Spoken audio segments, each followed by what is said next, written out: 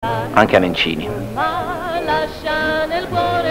Charlie Gaul doveva essere il denominatore, ma come scrisse un grande e pudico cronista di quel giro, un giorno si fermò a far seccare una gaggia.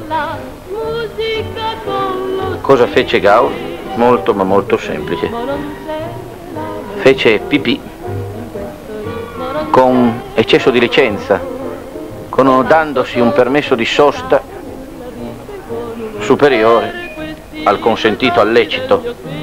Si andava proprio sul Bondone, la montagna che l'anno prima aveva premiato fra neve e piogge e gelo il fakirismo di Gaul.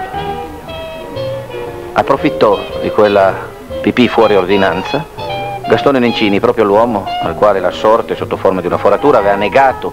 Significativo, sventolando il libretto degli assegni, attacca nella salita più dura e primo sul Bondone, vince la tappa.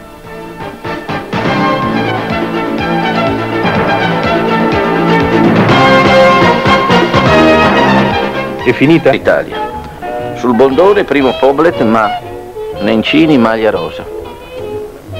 E a Milano Nencini, vincitore del Giro d'Italia, proprio lui.